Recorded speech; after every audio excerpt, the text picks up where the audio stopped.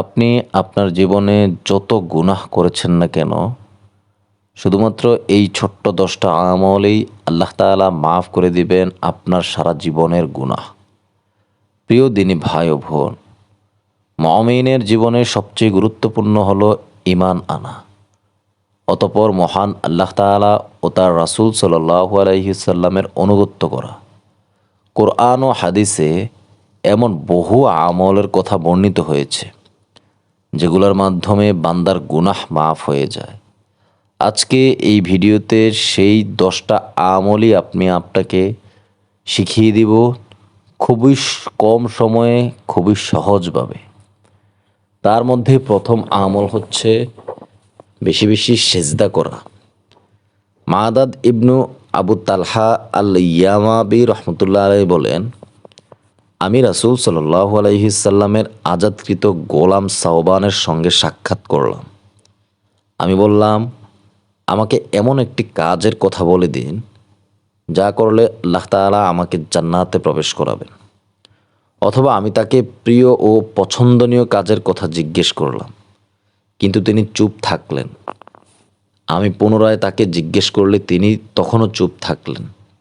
তৃতীয়বার জিজ্ঞেস করলে তিনি বলেন, আমি এই ব্যাপারে রাসূল সাল্লাল্লাহু আলাইহি সাল্লামকে জিজ্ঞেস করেছিলাম।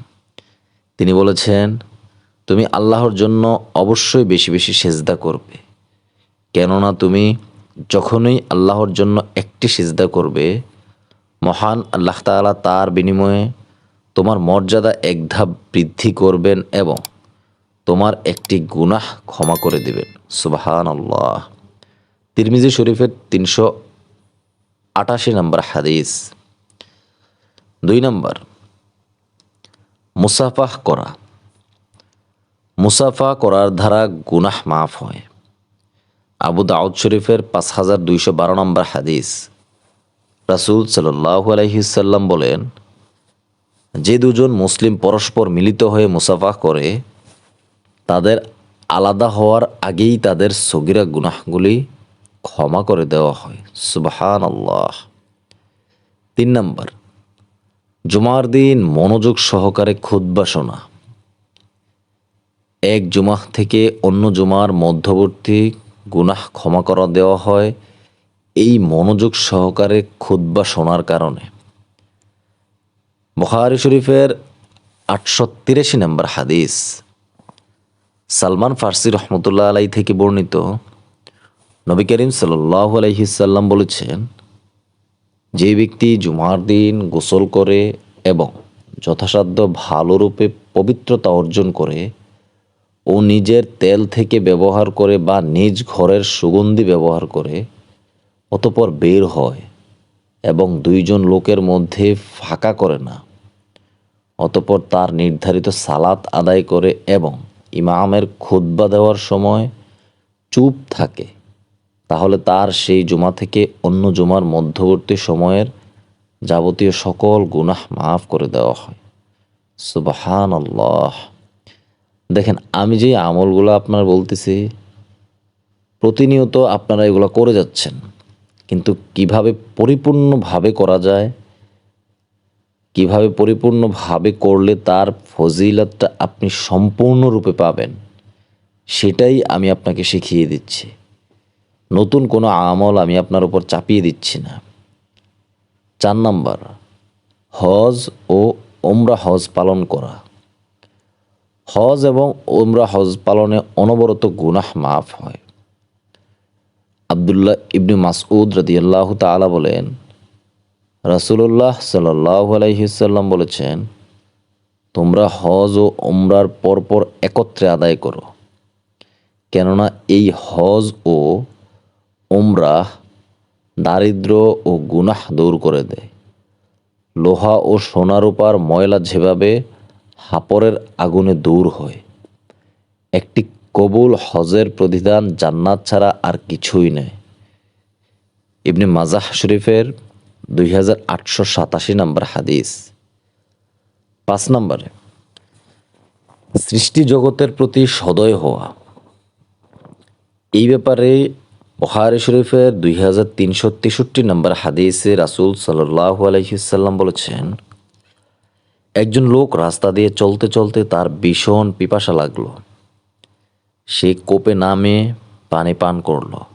এরপর সে বের হয়ে দেখতে পেল যে একটা কুকুর হাঁপাচ্ছে এবং পিপাসায় কাতর হয়ে মাটি চাটছে। সে ভাবলো কুকুরটারও তার মতো পিপাসা লেগেছে। সে কূপের মধ্যে নামলো এবং নিজের মৌজা ভরে পানি দিয়ে মুখ দিয়ে সেটি ধরে উপরে উঠে এসে কুকুরটিকে পানি পান করালো। আল্লাহ তাআলা তার আমল কবুল করেন এবং তার গুনাহগুলোকে মাফ করে দেন। সুবহানাল্লাহ। রাসূল সাল্লাল্লাহু আলাইহি ওয়াসাল্লাম বলেন, প্রত্যেক প্রাণীর উপকার করাতেই নেকি আছে। কত সুন্দর আমল দেখেন। 6 নাম্বার, অজু করে মসজিদে যাওয়া। মুসলিম শরীফের 475 নম্বর হাদিস। রাসূল সাল্লাল্লাহু আলাইহি ওয়াসাল্লাম বলেছেন, আমি কি তোমাদের এমন কাজের কথা জানাবো না যা করলে আল্লাহ তাআলা বান্দার গুনাহ ক্ষমা করে দেন এবং মর্যাদা বৃদ্ধি করেন? সাহাবারা জিজ্ঞেস করলেন, হে আল্লাহর রাসূল, আপনি অবশ্যই বলুন। তিনি বললেন, কষ্টকর অবস্থায়ও পরিপূর্ণভাবে অজু করা, সালাতের জন্য বেশি পদক্ষেপে মসজিদে যাওয়া এবং এক সালাতের পর আরেক সালাতের জন্য অপেক্ষায় থাকা। আর এই কাজগুলোই হলো প্রস্তুতি, অর্থাৎ রিবাত। প্রিয় দিনী ভাই ও বোন, আমি পরবর্তী 3টা আমল বলার আগে আপনার কাছে হাত জোর করে অনুরোধ করে বলবো, ভিডিওটা শেয়ার করে দিয়ে সবাইকে দেখার সুযোগ করে দেন। প্রত্যেকের এই আমলগুলো জানা উচিত এবং করা উচিত। 7 নাম্বার, জামাতের সঙ্গে নামাজ পড়া। রাসূল সাল্লাল্লাহু আলাইহি ওয়াসাল্লাম বলেন, যে ব্যক্তি উত্তম রূপে অজু করে ফরজ সালাতের জন্য পায়ে হেঁটে মসজিদে এসে ইমামের সঙ্গে সালাত আদায় করে, তার গুনাহগুলো ক্ষমা করে দেওয়া হয়। সুবহানাল্লাহ। 8 নাম্বার, ভালো কাজ করা। সূরা হুদের 114 নম্বর আয়াতে আল্লাহ তাআলা এই ব্যাপারে বলেন, নিঃসন্দেহে সৎ কাজ মুছে ফেলে মন্দ কাজ, অর্থাৎ আপনার পাপগুলোকে মুছে ফেলে। 9 নাম্বার, তাওবা করা। সূরা ফুরকানের 70 নম্বর আয়াতে আল্লাহ তাআলা এই ব্যাপারে বলেন, তারা নয় যারা তাওবা করে, ঈমান আনে ও সৎকর্ম করে, আল্লাহ তাআলা তাদের গুনাহগুলি পরিবর্তন করে দেবেন নেকি দিয়ে। আল্লাহ তাআলা ক্ষমাশীল এবং পরম দয়ালু। সর্বশেষ যে আমল, দুঃখ কষ্টে ধৈর্য ধারণ করা। আবু হুরায়রা রাদিয়াল্লাহু তাআলা থেকে বর্ণিত, রাসূল সাল্লাল্লাহু আলাইহি ওয়াসাল্লাম ইরশাদ করেন, কোন মুসলিম ক্লান্তি, রোগ ব্যাধি, দুশ্চিন্তা, দুঃখ কষ্ট পেলে, এমনকি তার শরীরে কাটাস বিদ্ধ হলে আল্লাহ তাআলা এর মাধ্যমে তার সব গুনাহগুলি ক্ষমা করে দেন। বুখারী শরীফের 5642 নম্বর হাদিস। সুবহানাল্লাহ। আল্লাহ তাআলা আমাদেরকে এই ছোট্ট 10টা আমল সঠিকভাবে সম্পূর্ণভাবে করার তৌফিক দান করুক। আমিন। আমাদের জীবনের সকল গুনাহগুলি মাফ করে দিক। আমিন। ভালো থাকবেন। আসসালামু আলাইকুম ওয়া রাহমাতুল্লাহি ওয়া বারাকাতুহু।